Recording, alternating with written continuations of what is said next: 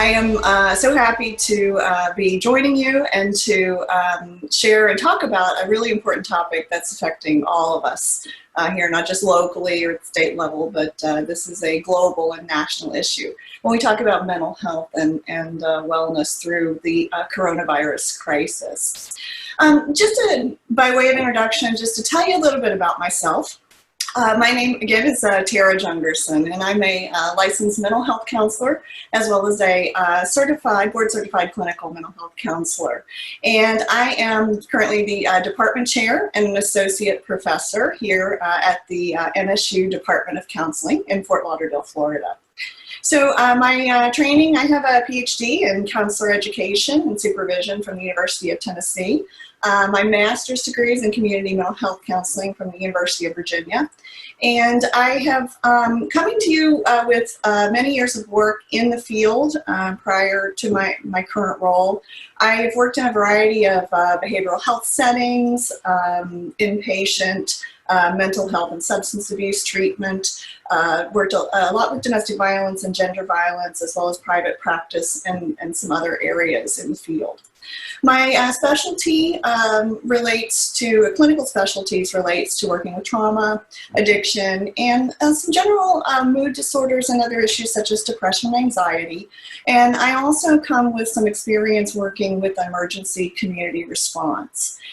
Through my training in disaster mental health, I've responded to local emergencies and crises, but as well as also with post-Hurricane Katrina, and also in Parkland with the Marjorie Stoneman Douglas tragedy.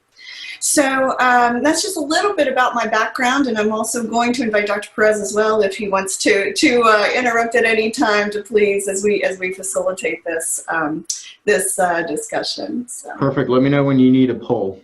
Okay, I will be sure to chime in with that. I'm really proud right now that I am in a position where I train our future mental health counselors, our future school counselors, our substance abuse counselors, and other behavioral professionals here at NSU. And I think they, as well as my colleagues in the field and in the mental health field, are going to be an integral part of helping our communities recover as we navigate this complex road ahead of us here as a global community in the wake of this crisis. So today's presentation is intended to be kind of a general information session. It's not professional treatment. I really want to start with normalizing the wide range of reactions that folks are feeling. We are taking in all of this pandemic information. We're listening to guidelines. We're listening to suggestions. I've noticed kind of a progression through time as this crisis has evolved, as the situation has evolved. It kind of went from information changing hourly to perhaps information changing maybe every 6 hours or every half day. So I have noticed kind of a progression of this. And I want to normalize that any crisis or emergency such as this is it can trigger a range of emotions and reactions. It can trigger anxiety, it can trigger fear, sadness.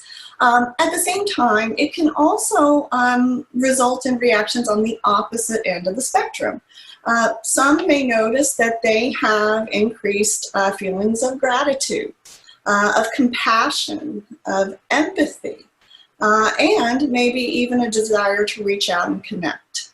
So while I want to normalize, there's a lot of stuff out there. There's a lot of the icky stuff, and I'm not going to rainbow and unicorn this, that it's not, perfect either, but there are some opportunities as we look at and honor in ourselves our feelings of gratitude, compassion, and the other things that have come out.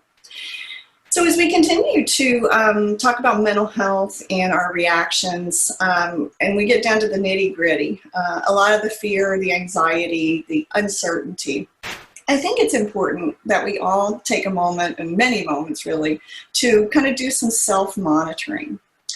And in a time when things feel really chaotic and it may be difficult to concentrate, it may be difficult to track things, I tend to be kind of a list maker at times. I try to kind of stay organized. And I think it would be very helpful as we look at ourselves and self-monitor, whether ourselves or sometimes others, is we've got to rate the frequency and intensity of our emotions. In other words, if we notice that we may be feeling sad or maybe anxious or even sometimes scared or feel fearful, I find that it's helpful to maybe rate ourselves like on a scale of 1 to 10. Number one, it's like, okay, yes, I'm feeling the emotion. I accept it. I know where it is. And then sometimes going up to, 7, 8, 9, 10, where it feels unbearable and it feels too extreme. So this is a technique used often, which is a scaling question of scaling where our emotions are in that intensity to help kind of give us a range. And as we notice then over time, we can kind of track and notice that, maybe things are improving for us. Maybe things are getting a little worse. And sometimes it's helpful, especially as we share that with other folks and other people as we work through this. As we know, we are most of us watching this are in quarantine or shelter in place, depending on what part of the country or what areas you're in. Of course, this is a voluntary confinement strategy. And we know that a shelter in place can result in various levels of distress or various levels of well-being. And a lot of things can impact this. So for some, whether or not we're sheltering alone or with friends or family can impact us. It can also be about whether or not how personally relevant the situation is. So the level of proximity that you have to the threat, or in this case, to the virus or to exposure. And so, of course, this varies for those that are first responders, those that are essential workers that are interacting with folks as part of their either professional or personal interactions, such as their volunteer work with the food lines, and et cetera. So we definitely know with disaster mental health response that the level of proximity can affect how we're coping in this crisis. Another thing that can also affect our coping is how we were doing before this emergency happened. Some folks may have had some issues beforehand, whether experiencing a loss or experiencing, their own anxieties or other conditions. And we know that sometimes when you throw on a crisis such as this, that can tend to maybe make things a little worse.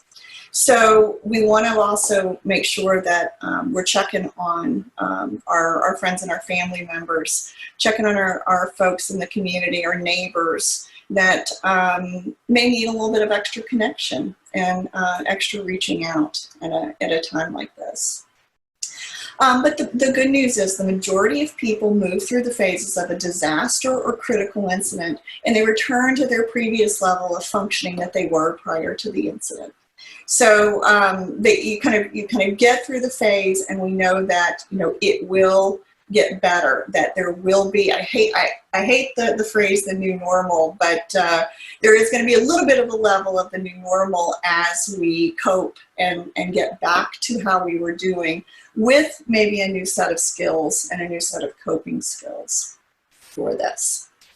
Some other things that I want to share a little bit about responding to whether it's natural disasters or emergencies such as the pandemic is to kind of put it in the context of the phases of a disaster. And this is something that I know we as researchers, as clinicians, are kind of, in some ways, this is a new for us as we look at it and look at it in the bigger picture.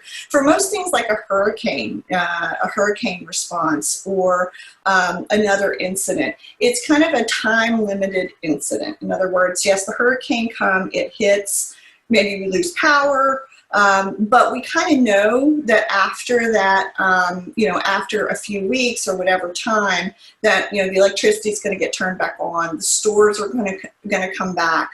The extent of this pandemic here, we're still in it, and it hasn't quite had its end date yet. And that, I think, I want to normalize that brings up a lot of anxiety for folks. that this is more of an extensive hurricane, at least, but I say we do have our electricity on at this point, as well as the opportunity to have these sorts of webinars and information shares, through our internet and our connections through our social media.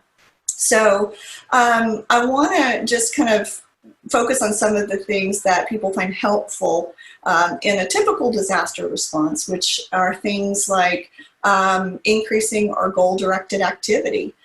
Whether that's some of us gathering supplies, some of us it's making plans, it's being with loved ones, connecting with loved ones, etc.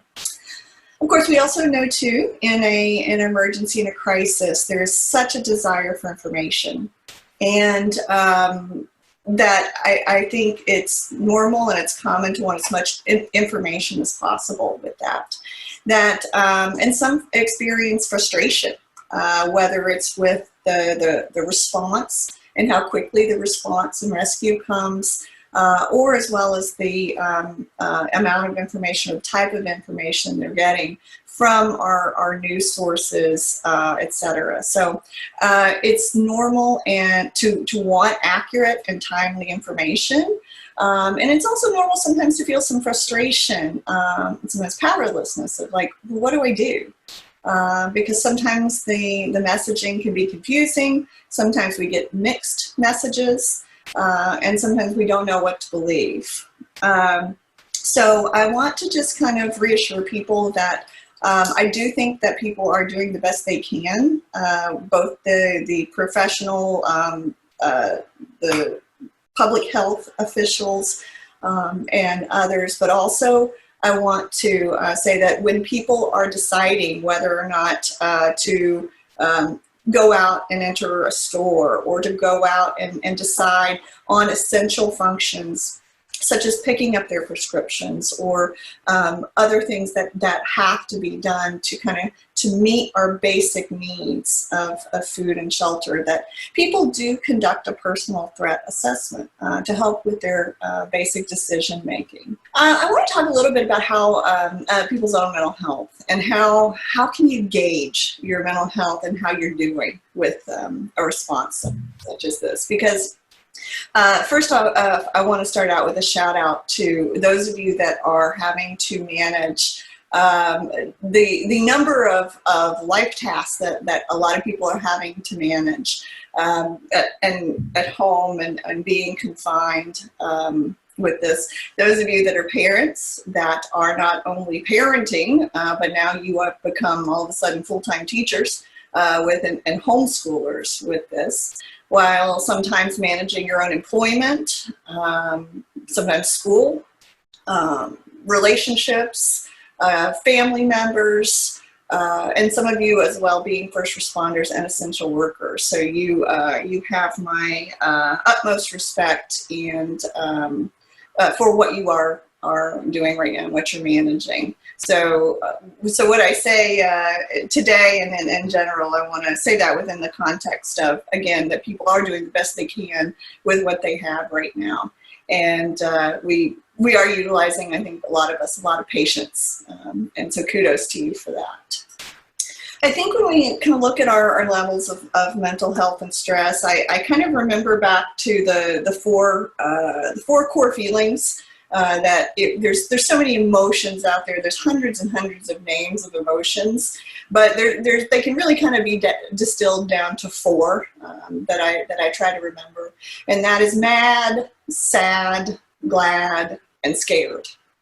When we think of emotions and we think of feelings, you can have shame and disgust, which are kind of a couple of other ones, but most emotions can be distilled down to those. And so as we self-monitor and kind of rate and scale those emotions, whether we call it fear or anxiety or depression, but we can distill it down to mad, sad, glad, and scared. And I think a lot of us have developed different coping styles and different coping behaviors for this quarantine, or sometimes some old coping behaviors may have crept back in. I look at how people are coping, whether on social media or even just talking to folks. And a lot of the common behaviors, of course, that come up are eating, consuming, sometimes even sleeping a little bit more. And I want to, the best we can to try to kind of caution ourselves of, like anything, not doing too much in excess of any one direction. So something that I think is really important through this is, to the best of our ability, let's keep our brains engaged. We can't let our brains turn to mush right now, even if we are in an extended quarantine period. So one thing that I really recommend is for people to use some common tracking apps to help us kind of monitor maybe our consumption, our level of exercise and movement and hydration. So for example, whether you use MyFitnessPal, which is free, or you have a Fitbit or any sort of app that helps you track some of these basics, such as your sleep, what you're eating, sometimes the quantity and how much you're eating, but also your movement and your exercise. And one thing that I really want to focus on for people is to focus on your hydration. And by hydration, I'm talking about water. I know there's other ways to hydrate right now. A lot of people may be doing that, but it's so important to keep the water and hydrate ourselves, especially as our temperature, especially in Florida, gets hotter, because we get so much stress hormones during a crisis that our body naturally releases. So it's really important to drink a lot of water so that we can diffuse those stress hormones to give us a better chance of feeling calm and being able to manage some of the tougher decisions that we're going to have to make in this time. Another thing I've found that's kind of been helpful is looking at whatever kind of joy or pleasure or something that makes you smile at least once a day. One of my coping mechanisms, and one of the things that that's actually part of one of our theories we use, which is the Wheel of Wellness, which talks about 5 different cells that we can have that help us kind of cope with life in general, not just with a crisis. And one of the cells is our creative cells, which has a subsection called positive humor. And I know that's one of the ways I've kind of coped is as we look through social media and the memes, whether it's or TikToks or whatever about homeschooling woes, or talking about our post-quarantine bellies, or things that people are using. I have been so impressed with the creativity and just the creativity that folks are using as a way to kind of positively cope with this. And I know as we kind of go on, maybe we'll talk about some other ways that people are coping. But I know that also some people, again, may be struggling.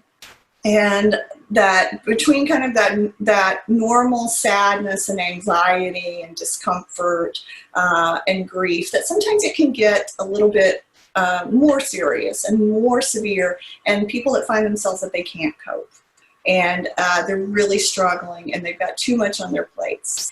And I really want to encourage you, if you are in any level of distress and feeling the depression and having really serious sleep disorders, and if the anxiety has kind of gone over to where it's just unmanageable and panicky, and things that you just can't really keep a hold on, I want to really encourage you to reach out and seek professional help.